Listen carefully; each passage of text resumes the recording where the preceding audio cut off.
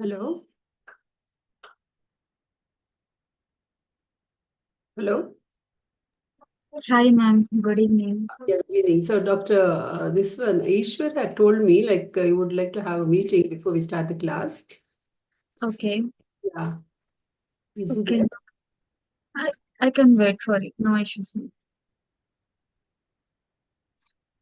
No, he said he would join, he wanted to speak about this. One minute, ma'am. I'm texting to Ishwar only. Sure.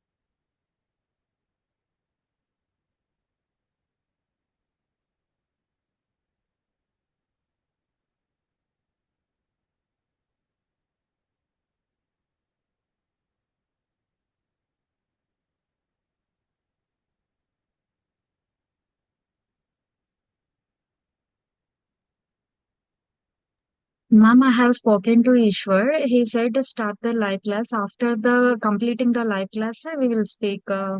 He said, ma'am. Okay, sure. Yeah. I have make you the co-host, ma'am. Okay. And you can share the screen, ma'am.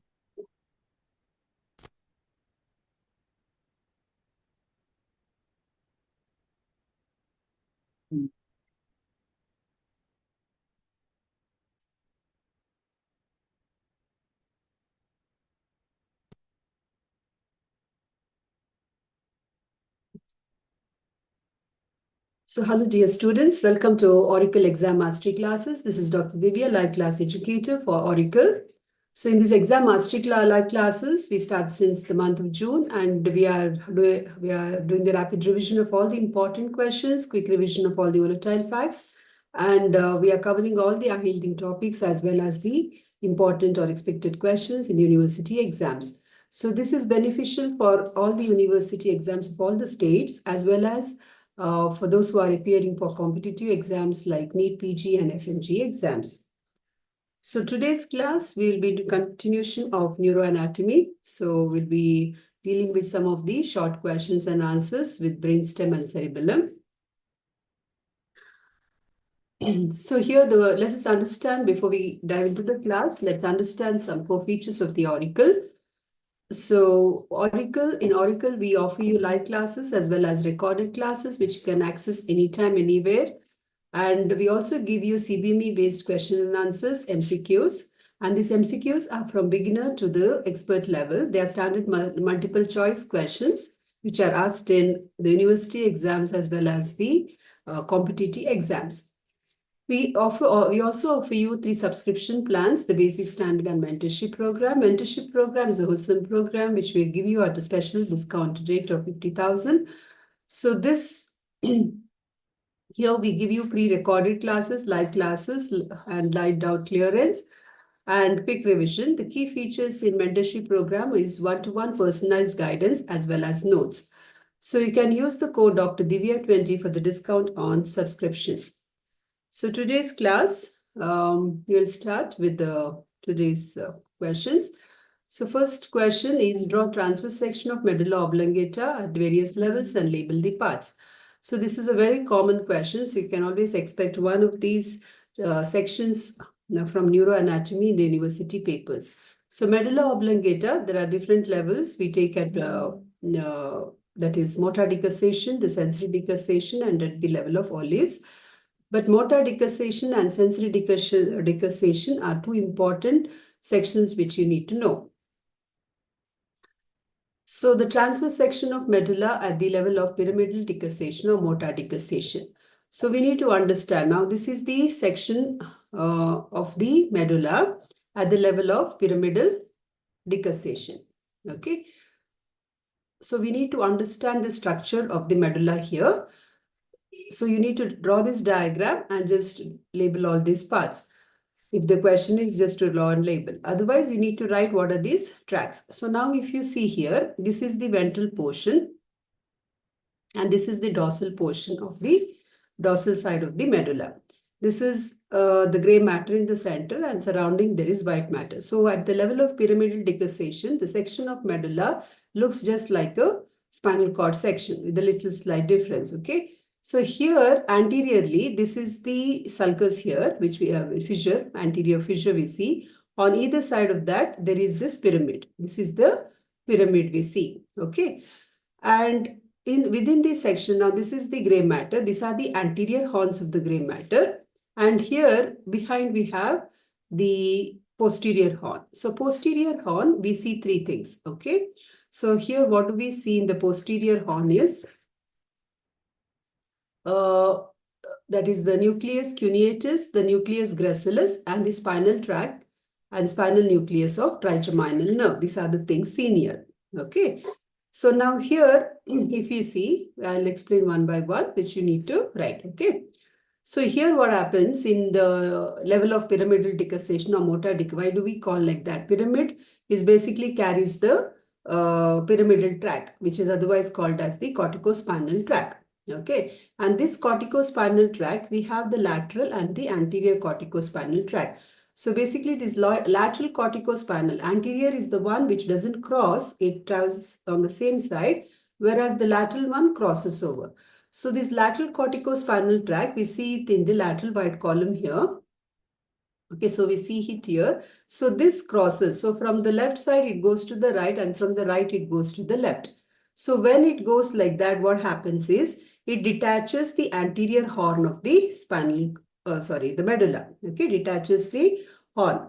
And this detached, each of these detached horn of the gray matter, okay, it forms the spinal nucleus of accessory nerve and supraspinal nucleus of the first cervical nerve.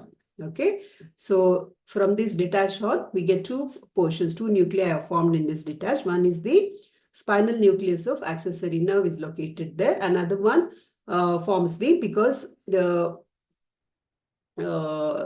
what is that spinal part of the accessory nerve, it begins in the spinal cord, upper five cervical segments, right? And then it comes to the joins the cranial accessory. So the spinal nucleus of accessory nerve as well as the supraspinal nucleus of first cervical nerve is located here. Okay. So this nucleus, that is the spinal nucleus of accessory nerve, it will extend up to the fifth cervical segment. Whereas this supraspinal nucleus, it gives off efferent fibers for the first cervical nerve. Okay. And it will be continuous with the hypoglossal nerve above. That is why, from the C1, the segment, it joins the hypoglossal nerve. Okay, so what else do we see now? Okay, so now we'll go one by one. So this is this, and it continues in this pyramid. This pyramid is so called because it contains the pyramidal tract, which is nothing but this lateral corticospinal tract. Okay, so this crossed and it detached this, and we had those two nuclei. That is the spinal nucleus of accessory nerve, spinal nucleus of accessory nerve, and supraspinal nucleus of first cervical nerve. Okay. Now, this is the central canal. Now, in the posterior horn. Now, there what happens? The nucleus gracilis and the nucleus. Now, this yellow thing is the fasciculus gracilis and fasciculus cuneatus. So, it is coming and relaying in this nucleus gracilis and nucleus cuneatus. Okay. So, they appear as narrow strip-like projections. Okay. From the posterior aspect of the gray matter. So, this apex of this posterior horn, it gets swollen up to form here. If you see, it gets, okay, it swells up, it forms the nucleus of spinal tract of trigeminal nerve. Okay, spinal tract of trigeminal nerve.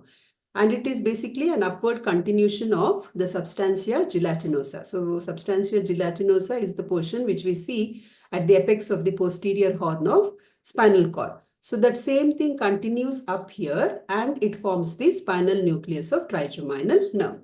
Okay. Okay, so the spinal tract, above that, this nucleus is capped by the spinal tract of trigeminal nerve, which is a bundle of nerve fibers, okay, capping this. Okay, then we see the decussation. So about 75%, I already told you, it decussates, okay, and continues. Okay, so these are the things which we see. In addition to that, we also see what else we see is the reticular formation. Okay, so this is diffuse zone which contains a network of fibers and as well as scattered nerve cells, okay, in the lateral white column. So it will be closer to the spinal tract of trigeminal nerve. So here, and this is called as the reticular formation. Okay, so this was the same thing which we saw in the spinal cord, the same thing. We'll continue here. In addition to that, the other things are the same. We see the lateral spinothalamic tract. We see the anterior and posterior.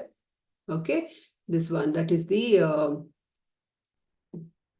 anterior and posterior spinocerebellar tracts. Okay, so these are the spinocerebellar tracts. We see them in the white column. Okay, so this is about the TS of medulla at the level of pyramidal decussation. The next is TS of medulla at the level of sensory decussation. Okay, so this is slightly higher up. Okay, where now here we can see the pyramids very clearly. Okay, we are able to see the pyramids. This is the anterior portion. This is the olive. Okay, we have one more, like, in the gross specimen, we see the swellings, right? One is the pyramid, the other one will be the olive. Okay, this side will be the cerebellar peduncle. So cerebellar peduncle will be carrying the spinocerebellar tracts.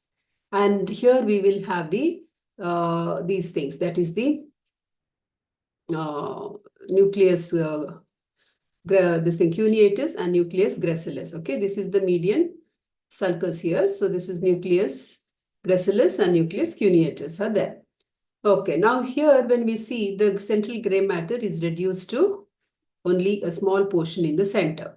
Okay, and here it will have the nuclei of three nerves. Okay, that is cranial nerves. We have the hypoglossal nerve, the dorsal nucleus of vagus, nucleus tractus solitarius, which contains some of the efferent fibers of the glossopharyngeal nerve, okay, as well as chorda tympani also comes here. No? So we have the three nuclei, that is the hypoglossal nucleus, the dorsal nucleus of vagus, as well as the nucleus tractus solitarius. So they are located here, okay. So now here, if you see this section, so why it is called as the level of sensory decussation is why, because here the second order neurons, okay, which has now these have relayed here in the nucleus gracilis and cuneatus, that is the fasciculus, gracilis and cuneatus have relayed here. Okay, now which the second, that is the central process which begin here, no, they cross over. Okay, they cross over, and that is why because and these are actually carrying what they are carrying, basically the sensations, that is pain, temperature, sensations, vibration, proprioceptive sensations are carried by these tracts, and now they are crossing over. So that is why it is called as the level of sensory decussation. So here at this level, both the nuclei, that is the cuneatus and the gracilis, they are very prominently seen. Okay, and they are separated from the central gray matter. So the fibers of the fasciculus, cuneatus, and the gracilis, they will occupy the posterior white column here and terminate in this nuclei. Okay. Now these fibers, okay, so these fibers, the second of which begins from there, we call it as the internal arcuate fibers. Now these internal arcuate fibers, they arise from the cells of the nucleus gracilis and nucleus cuneatus. Okay, so what do they contain? They are these are the second order neurons. They have the sensation of discriminative touch, okay, position and vibration sensation. So they come forward, like anteriorly they come forwards and okay, forwards, that's anteriorly and medial to the gray matter it passes, and then it decussates with the corresponding fibers of the opposite side, okay, in the median plane. So this is known as the sensory decussation. Now, after that, they turn upwards, okay, and they go upwards, they ascend upwards. They are all the ascending tracks. Okay, when they are ascending, they form what we call it as the medial lemniscus. So this is known as the medial. So medial lemniscus is nothing but the fibers, the tracts which is carrying the internal arcuate fibers after the decussation. Okay. So here what happens when during this decussation, if you see the nucleus gracilis fibers are medial to that of the, they will be medially located compared to the, to the medially located to the fibers from the cuneators. Okay, so now these internal arcuate fibers, now what happens when they are passing like this, what have they done? They have cut off this spinal nucleus and tract of trigeminal nerve from the gray matter. Okay. Okay. So now, okay, so immediately this side, dorsolateral to this cuneate nucleus, there is one more accessory cuneate nucleus, okay? So this accessory cuneate nucleus receives the most lateral fibers, means basically from the cervical segments of the spinal cord, no? From there it will receive the fibers, okay? And this gives this accessory cuneate nucleus on both the sides, it gives rise to the, that is, posterior external arcuate fibers, posterior, okay, and external arcuate fibers, it is called posterior external arcuate fibers. So why it is called so is because we have the anterior here will be there and this is the posterior. Okay, and this basically what do? They carry the proprioceptive impulses, okay, to the cerebellum of the same side. Through the inferior cerebellar peduncle. So through here the inferior cerebellar peduncle will be there. So through that they carry only the proprioceptive sensations to the cerebellum. Okay. Now this is the separated spinal nucleus and tract of this trigeminal nerve. It will be lying ventrally, that is anteriorly and laterally to the cuneate nucleus. And here at this level, we can also see the lower part of the olivary nucleus. Okay, that is the inferior olivary nucleus is seen. This is the pyramids. So the central gray matter, I told you already, it contains the hypoglossal nucleus, the dorsal nucleus of the vagus and nucleus tractus solitarius. Okay. Then in addition to that, we will also see this one here, this pink thing, what we are seeing is, they are the medial longitudinal bundle. Okay. So this medial longitudinal bundle, it appears here, it lies posterior to the medial lemniscus.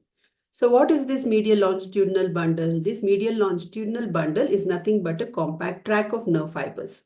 And these nerve fibers, they interconnect the third, fourth, sixth and eighth cranial nerve. Okay. So, and as well as the spinal nucleus of 11th nerve, that is the accessory nerve. Okay. Third is which one? Oculomotor. It connects the oculomotor, trochlear, okay, abducent, okay, oculomotor, trochlear, abducent, as well as the, okay, so eighth cranial nerve is which one? Vestibulocochlear and spinal nucleus of the accessory nerve, okay, cranial nerve, it interconnects. Then that is medial longitudinal bundle. Then we have this one, that is spinocerebellar tracts, okay, as well as the lateral spinothalamic tract is same. Okay. Then this lateral and anterior spinothalamic tract, no, later on this lateral where anterior is not shown, but anterior will be here. So anterior and lateral spinothalamic tract, they will intermingle, means they form a single, what we call it as the spinal lemniscus. Okay, so they will form later at a next level when we take at upper level. So both the anterior and lateral spinothalamic tract will join to form the spinal lemniscus. So this is about the TS of medulla at the level of sensory decussation. Next short question is medial lemniscus. Now what we mean by medial lemniscus? So already I told you they were the we studied here. So this track is the medial lemniscus, right? So same thing you need to write. Okay, so always write the definition. What do you mean by medial lemniscus? So the axons of the second order. Okay, so here you see. So this was the first order which came to the posterior horn of the spinal cord. From there they ended up here. This was the first order. Okay. first order. So sensations were brought from the dorsal root ganglia. The first order began, it ended up here, and then the second order begins. So axons of the second order sensory neurons from the nucleus gracilis and cuneatus curve ventromedially around the central gray matter of the medulla, and they form the internal arcuate fibers to undergo decussation. Okay. So these fibers, after crossing the midline, they turn upwards as a flat track, which we call it as the medial lemniscus. So this will cross upwards and terminate in which one? The ventro-posterior lateral nucleus of the thalamus. So the third order of neurons, they begin in the VPL nucleus, okay, from the thalamus, and they project to the sensory cortex of the cerebral hemisphere. So this pathway, it basically carries the conscious proprioceptive sensations and is termed as the dorsal column medial lemniscus pathway. Okay, so that is what you need to write for medial lemniscus. Okay, so next diagram they ask you is the transverse section of the midbrain at the level of inferior colliculus. Okay, so this is very important, both inferior as well as superior colliculus is important.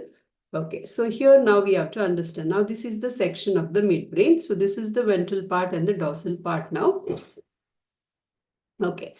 Now here if we see, so here the gray matter and white matter, we should understand what gray matter is all now. As we go up, like unlike the spinal cord and in the lower part of the medulla where there is central gray matter and surrounding white matter, here we don't have that way. Okay, it is all scattered. Okay, the gray matter is in the form of scattered nuclei. Okay, so we will see that. And the white matter also will be in the form of tracts, lemniscus, fasciculus, all of them, they mean the same. So gray matter. Now gray matter here is present around the cerebral. Now this is the cerebral aqueduct. That is the cavity of the midbrain, right? So around this, there is the central gray matter. So here it contains two nuclei. So one is the nucleus of trochlear nerve. So this is the trochlear nerve nucleus. And other nucleus is the mesencephalic nucleus of trigeminal nerve. Okay, so this is the mesencephalic nucleus of trigeminal nerve and trochlear nerve. So these two nuclei we see within the gray matter. Now this trochlear nucleus here, nerve nucleus, is situated close to the median plane, okay, just posterior to the medial longitudinal bundle. Okay, so this is the medial longitudinal bundle, posterior to that it is located. So the fibers which emerge, okay, that is of the trochlear nerve, they will pass laterally and posteriorly around the gray matter, okay, around the central gray matter, and they leave the midbrain just before this. This is the inferior colliculus, okay, just below that inferior colliculus it goes. So the fibers of the trochlear nerve, when we see here, they are crossing, isn't it? So they cross over. Okay, so the fibers of the trochlear nerve decussate in the this is known as the superior medullary vellum, and they cross here and wind around the lateral aspect of the midbrain to enter the lateral wall of the cavernous sinus. Okay, so like that, so it forms part of the lateral wall of cavernous sinus. Okay, so oculomotor nerve, trochlear nerve, then we have the abducens. Okay, they all pass through the cavernous sinus, isn't it? So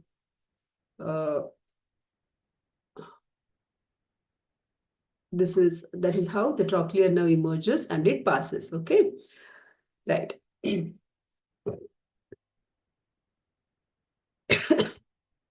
Okay. Next is the other nucleus. What we see is the mesencephalic nucleus of trigeminal. That is what we see here. So it lies in the lateral part of this central gray matter here. You can see, right? So here it lies. And what does it receive, this mesencephalic nucleus? Okay, it receives the proprioceptive impulses from where? From the muscle. It's a trigeminal. And trigeminal nerve, you very well know, supplies the divisions supply the face, isn't it? So it carries the impulses from the muscles of mastication, the teeth, as well as the ocular and facial muscles. Okay, so that it carries all the proprioceptive impulses. Okay, so this is here. Then there is, this is the ovoid mass of, this is like, oval mass of gray matter, which we see just beneath the inferior this is the inferior colliculus, this elevation. So just beneath that, we see this ovoid gray matter. Okay, so this is known as the nucleus of inferior colliculus. So it receives the afferent fibers of lateral lemniscus and gives the efferent fibers. So the lateral lemniscus, okay, and gives the efferent fibers to the medial geniculate body through the inferior brachium. Okay, so basically what it is carrying here, okay, so inferior colliculus, it has the auditory pathway. It forms a part of the auditory pathway. Okay, so the lateral lemniscus will be carrying that. So it receives this lateral lemniscus. So you can see a lateral lemniscus fibers ending up in the nucleus of inferior colliculus. So it receives that, and after that, the efferent fibers which begin from here go to the medial geniculate body. Okay, that is near the thalamus. It goes to the inferior brachium. Then it also has, this is the substantia nigra. Okay, so substantia nigra is also part of the gray matter. So the substantia nigra is a curved crescent-shaped pigmented band of gray matter, which is present here. Okay, it is situated between the tectum and the tegmentum. Okay, tectum and between the tegmentum, and this is the crus cerebri. So this substantia nigra is situated between this tegmentum and the crus cerebri. Sorry, crus cerebri, yes. Okay, so the substantia nigra is what? It is a large motor nucleus that extends throughout the length of the midbrain. Okay, so it is divided into two parts. So if you see there, the dorsal part, okay, the dorsal part is pars compacta, and it contains mainly the medium sized cells, whereas the ventral part is known as the pars reticularis and contains very few cells here. So, and it gets intermingled with the crus cerebri. Okay, so this substantia nigra, it is actually made up of a deeply pigmented nerve cells which contain melanin and iron. Okay, so these cells, they basically synthesize here the dopamine, which is carried through the axons, that is the nigrostriatal fibers to the corpus striatum it is carried. So basically this degeneration of this substantia nigra causes deficiency of dopamine, and it leads to a condition known as Parkinsonism. Okay, so Parkinsonism is basically because of the degeneration of the substantia nigra. Okay, next what we see, the reticular formation. So here we see the intermingled nerve fibers and the nerve cells. We see a mass here, that is the reticular formation. So these are the gray matter things we see. Okay, so the central gray matter will have the two nuclei, trochlear as well as the mesencephalic. Then we have the inferior colliculus, and we have the substantia nigra as well as this reticular formation. Okay, now the white matter. The white matter is what? The decussation of the superior cerebellar peduncles. Okay, so that will be occupies the central part of the, now this is the decussation of superior cerebellar peduncles. So superior cerebellar peduncles, what do? They connect the midbrain to the cerebellum. Okay, so this decussation occupies the central part of the tegmentum. Okay, and then we have the lemnisci. So all these lemnisci, they are arranged in the form of a curved compact band here. So if you see here, we have the from medial to lateral, medial lemniscus, the trigeminal lemniscus, the spinal lemniscus, and the lateral lemniscus. Okay, so medial lemniscus, you know what it is, from the internal arcuate fibers. Trigeminal lemniscus is from the trigeminal nucleus, and the trigeminal tract continues as trigeminal lemniscus. Spinal lemniscus is the spinothalamic tract, and lateral lemniscus comes from that is formed from the fibers arising from the cochlear nerve. Okay, so from the cochlear nucleus, so they're coming and ending up here. Okay, right. So the medial longitudinal fasciculus. So here we see the medial longitudinal fasciculus. Okay, that is the medial longitudinal bundle, otherwise called. Then we have the tectospinal tract here. Okay, lies ventral to the medial longitudinal. And here in front of this decussation, we see the rubrospinal tract. Okay, rubrospinal tract. So these are the white matter, which we see within the midsection of the midbrain. So this is what you have to draw and label. Then we also have, this is the crus cerebri. So crus cerebri will basically is divided into medial 1/6, middle 2/3, and the lateral 1/6. Okay, so lateral medial 1/6 will have all the frontopontine, that is from the frontal lobe to the pontine nuclei. Those fibers will be here. In the middle 2/3 will be the corticonuclear and corticospinal fibers from the pyramidal tract, so which are going to the nucleus of the cranial nerves as well as to the spinal cord. Then here we have from the temporal lobe, parietal and occipital lobe, that is temporopontine, parietopontine and the occipitopontine fibers. Then next question, red nucleus. Okay, location and connections is commonly asked. So what is this red nucleus? So it is a cigar-shaped mass of gray matter. And where is it? Okay, which is present in the midbrain. So in the cross section, it will look like a ovoid mass. So it is about 0.5 centimeters in diameter, and it is situated dorsomedial to the substantia nigra.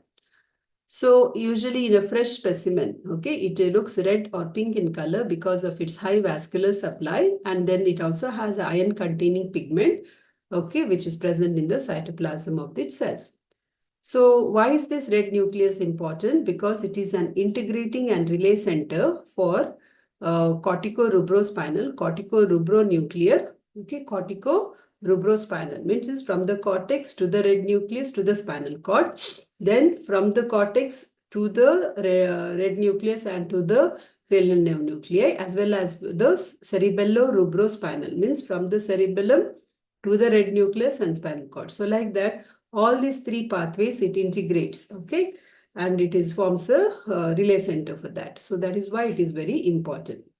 So the afferent fibers which come to this, okay, afferents are cerebello-rubro fibers, okay, that is from the dentate nucleus, contralateral, opposite dentate nucleus comes, okay, through the superior cerebellar peduncle, it reaches here. Then we have cortico-rubral, okay, that is from the cortex to the red nucleus. So basically from area number, primary motor area and the premotor area. Okay, so it comes from there, area number 4 and 6. Then pallidorubro fibers, that is from the globus pallidus of the same side. Then it also receives fibers from the subthalamic nucleus, hypothalamus, substantia nigra, and tectum. Okay, so all these are afferent fibers. So basically these upper three you should remember. Efferents which go from there. Now we have, okay, so this is the red nucleus, so which are coming down. So rubrospinal, okay, so rubrospinal. This is the rubrospinal tract. So rubrospinal, then rubrobulbar going to the medulla. Okay, rubroreticular, here you can see rubrobulbar is here. Okay, rubronuclear or bulbar here, which is coming to the medulla. And then we have the rubroreticular here, okay, to the reticular fibers. So the fibers from red nucleus, okay, so what happens is before forming all these tracts, it will decussate, okay, so here it is decussating and it forms the ventral tegmental decussation of forehead, okay, ventral tegmental decussation of forehead. Then the fibers of rubrospinal tract, they end, so for fibers of the rubrospinal, they are ending in the anterior horn cells of the opposite side. The rubrobulbar tract, they end up in the motor nucleus of 5th and 7th cranial nerves, as well as in the nuclei of 3rd, 4th, and 6th cranial nerves, okay, wherever. Then we have rubro-olivary tract, then rubrothalamic to the thalamus, rubrocerebellar, okay, as well as the rubronigral, that is to the substantia nigra. So these are all the different efferent fibers. So you just have to name them, okay. Next is cerebellum. So cerebellum, situation, shape, connections, and functions. So cerebellum, where is cerebellum located? Cerebellum is located in the posterior cranial fossa, below the tentorium cerebelli. This is the dura mater, dural fold, tentorium cerebelli, and behind the pons and the medulla, separated by the cavity of the fourth ventricle. Okay, so this is the cerebellum. This is the cavity of fourth ventricle. So it separates these two.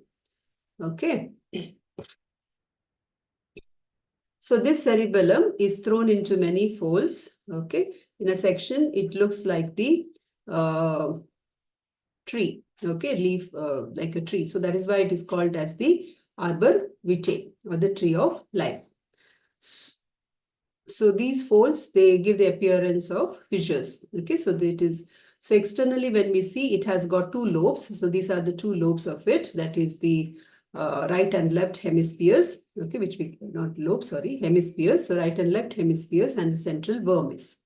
Okay, so here is this is the superior surface of it. So it has two hemispheres, right and left hemispheres, central vermis, an anterior notch and a posterior. The anterior notch is wider, posterior notch is little narrower. Okay, and this is the superior surface, and below will be the inferior surface of it. Okay, and it has many fissures. Among those many fissures, there are three important fissures. One is the primary fissure. Okay, so it is at the junction of the anterior 2/3 and the posterior 1/3 of the superior surface. Then there is the horizontal sulcus, fissure on the other side, and inferiorly there is the posterolateral fissure. Okay, which separates this cerebellum from the this one, flocculonodular lobe. So this is the anterior and posterior notch, told you. Okay, and you need to know the, so this is the primary fissure. This is a horizontal fissure all around. So this fissure will be the horizontal fissure, and this is the posterolateral fissure, or it's also called as uvulonodular fissure. So anatomical subdivisions. Okay, so how anatomically we divide? We divide this into anterior lobe, posterior lobe, and a flocculonodular lobe. So how will we define these? Okay, so the portion that is in front of the fissura prima is the anterior lobe. Okay, so remaining portion up to the posterolateral fissure will be the posterior lobe, or it is also called as the middle lobe. And the rest, this one will be the narrow strip-like thing, will be the flocculonodular lobe. The vermis in the center is divided into many parts. Okay, so to remember that, you can remember the mnemonic, let cats call dogs for the party up north. Okay, so L is for the lingula. Okay, call. Cats. Okay, so this is the central lobule, culmen, declive, folium, tuber, pyramid, uvula, and the nodule. Now this vermis has got its extensions into the hemisphere, cerebellar hemisphere. So lingula doesn't have any extension. Okay, the central lobule extends as ala. Okay, the central lobule. The culmen, quadrangular lobule. The declive is lobus simplex. The folium is superior semilunar lobule. Tuber is inferior semilunar lobule. Pyramid is biventral lobule. Uvula is tonsil. Just like, you know, in the oral cavity, there's a uvula in the center. Either side, there's tonsils. Similarly here. And nodule, we have the flocculus. Okay. So now this lingula anterior lobe includes this portion. Okay, in front, minus the lingula. Okay. So anterior lobe includes these two on the superior surface, and on the inferior surface, it includes only the pyramid and the uvula. Okay. Flocculonodular lobe includes this one, that is the nodula and the flocculus, as well as the lingula. The remaining portion becomes the posterior or the middle lobe of it. Okay. So what portions are under that, you need to know. So these divisions only will, we have this morphological subdivisions. So morphological subdivisions, what happens? This flocculonodular lobe and the lingula belongs to the archicerebellum. The anterior lobe portions, okay, this one, that is the central lobule with the ala, then the culmen with the quadrangular lobule, as well as pyramid and uvula of the middle lobe, they belong to the paleo-cerebellum.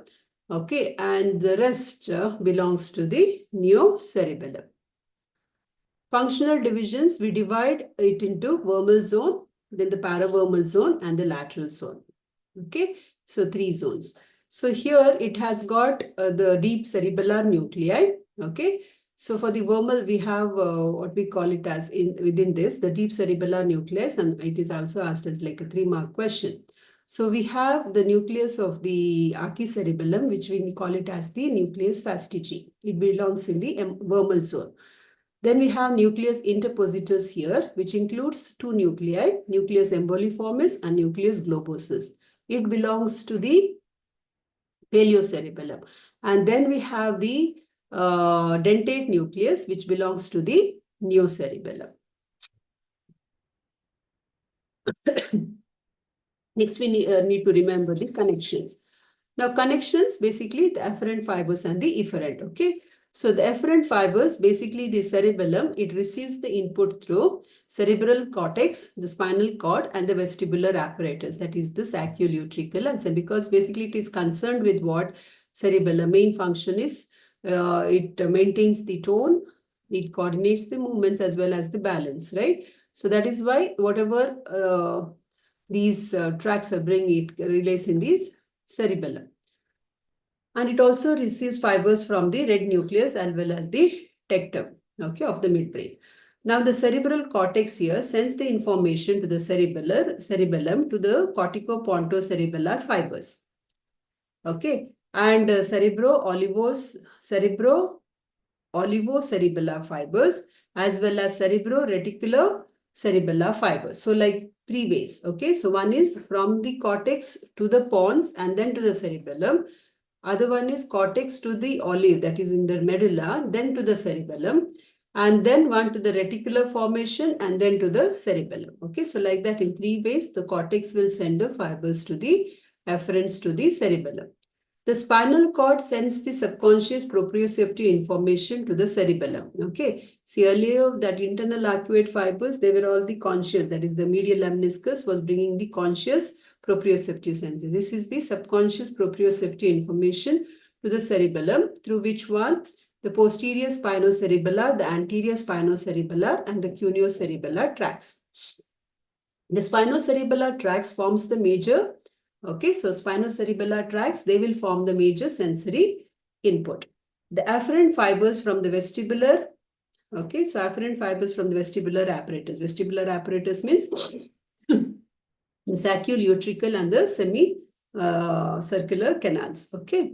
So here what happens, they pass to the cerebellum either directly or after relaying the vestibular nuclei. So these afferent fibers, how do they enter the cerebellum? They enter the cerebellum mainly through the inferior and middle cerebellar peduncles. Okay, afferents through the inferior and middle. And they are classified into 2 types. That is the climbing. So these fibers, we call them as climbing fibers and mossy fibers. So the climbing fibers, they originate from the olivary nucleus, inferior olivary nucleus. And here, each of these fibers, they will give a collateral to the intracerebellar nucleus. That is, intracerebellar nucleus means the different nuclei present, no, the deep cerebellar. There it will give one collateral branches there. And it makes synaptic connections. Finally, it makes a monosynaptic connection with the Purkinje fiber. So Purkinje cells, no, they are located where? In the cortex, outer cortex of the cerebellum. So there they will make. So they will make connection with the deep cerebellar nuclei as well as the Purkinje cells in the outer cortex. The mossy fibers here, when they come, they end up forming what we call it as the rosette. Okay, they form terminal ends. These terminal ends are swollen. Okay, and they form what we call it as the rosette forms. This is known as the rosette formation. So like that, about 30 to 40 terminal swellings are present, which are called as rosettes. Now, this rosette will make synaptic connection with the dendrites of the Golgi. Okay, yeah. With the dendrites of the granule cells and with the axons of the this one, Golgi cells, okay? Axons of the Golgi cells and dendrites of the granule cells, it makes a synaptic connection. And this is known as the glomerulus. Okay, this synaptic connection, we call it as the glomerulus, cerebellar glomerulus.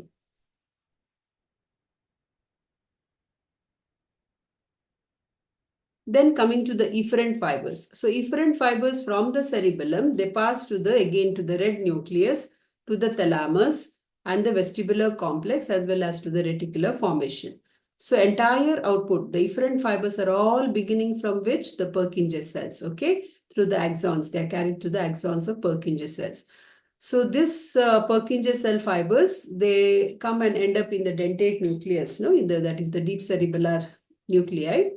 Okay, so with that, the dentate, the nucleus interpositors, vestigi, they make the connections there and then they project. So a few of these Purkinje cell neurons, they form the flocculonodular lobe and vermis. Okay, that is from the flocculonodular lobe and the vermis. They will pass directly out of the cerebellum and they end up in the vestibular nucleus, because see, flocculonodular lobe is the earliest, that is of the archicerebellum, and flocculonodular lobe is basically concerned in archicerebellum, we see it in the fishes. Okay, and there the main function is to maintain the balance and the tone of the truncal tone. Okay, so that is, and flocculonodular lobe and the lingula belong to that archicerebellum. Okay, so that is why these fibers, they directly go to the vestibular nucleus. Then the fibers from the dentate, emboliform and globose nuclei, they will leave through the superior cerebellar peduncle. And from the fastigious nucleus, they leave through the inferior cerebellar peduncle. Okay.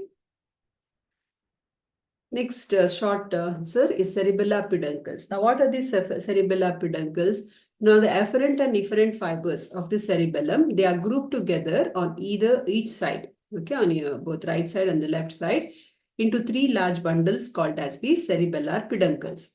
The superior cerebellar peduncle will connect the midbrain to the cerebellum, middle will connect the pons to the cerebellum, and the inferior will connect to the medulla. Okay, so these cerebellar peduncles, they basically consist of afferent fibers to the cerebellum. Okay, that is coming from the spinal cord, olivary nucleus, reticular formation, and vestibular nucleus in the nerve. It also transmits efferent fibers from the cerebellum to the medulla and to the vestibular nuclei, as well as to the reticular formation. Okay. So here the inferior cerebellar peduncle, it is mainly formed on the posterolateral. Okay, so here if you see this side, it will be the inferior cerebellar peduncle is seen on the posterolateral aspect of the inferior cerebellar peduncle. We will see it in the posterolateral aspect. Okay, now this is the pyramid, this is the olive. So this portion here, what we see is the inferior cerebellar peduncle. Okay, so it mainly consists of afferent fibers to the cerebellum from the spinal cord, as well as the olivary nucleus and the reticular formation of the medulla, as well as the vestibular nuclei nerve. The middle cerebellar peduncle. This is the middle cerebellar peduncle. So middle cerebellar is the largest of the three peduncles. So it arises from the posterolateral region of the pons and becomes continuous with the white matter of the cerebellar hemisphere. So this one you should remember, it contains only afferent tracts, okay, which transmits the impulses from the pontine nucleus to the opposite cerebellar hemisphere. So pontocerebellar fibers go. So cortico-pontocerebellar, no? So they end up there, then they go there. Then the superior cerebellar peduncle here, it emerges from the anterior cerebral notch and it runs superiorly and laterally to the upper half of the fourth ventricle to enter the lower part of the midbrain.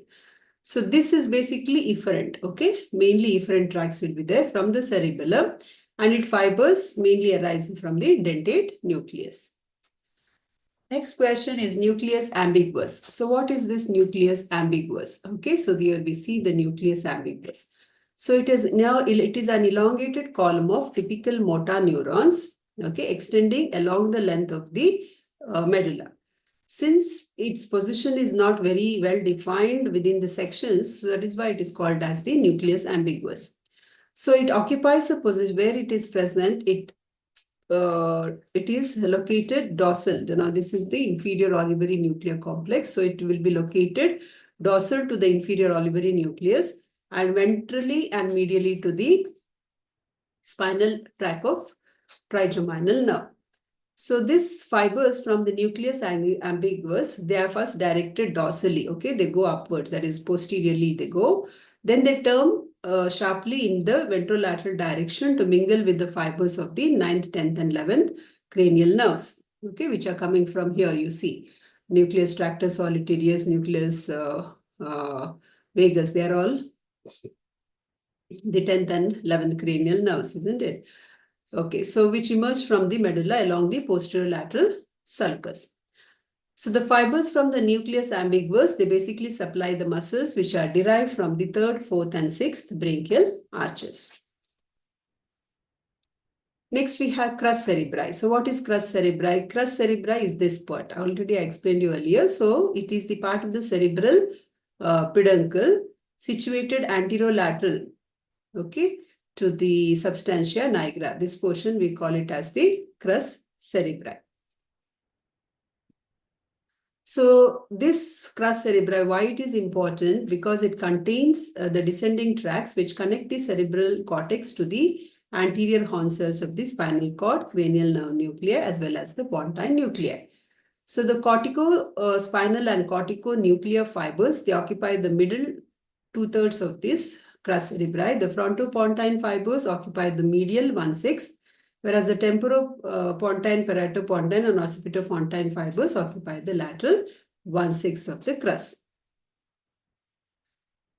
So this is enumerate the nuclei. So you just have to mention the nuclei. So this is the deep cerebellar nuclei, nucleus fastigi. These together, globose and emboliformis together form the nucleus interpositus. And the next is the dentate nucleus. Okay, this is the dentate nucleus. So this nucleus is nucleus of archicerebellum. These two are of the paleocerebellum, and this is of the neocerebellum. So with this, we complete today's questions. So thank you for watching Auricle. Those who haven't yet downloaded the app, you can get it on Google Play and App Store. And for more content, you can follow the social media handles on YouTube, Instagram, Facebook, and Telegram. So until then, next.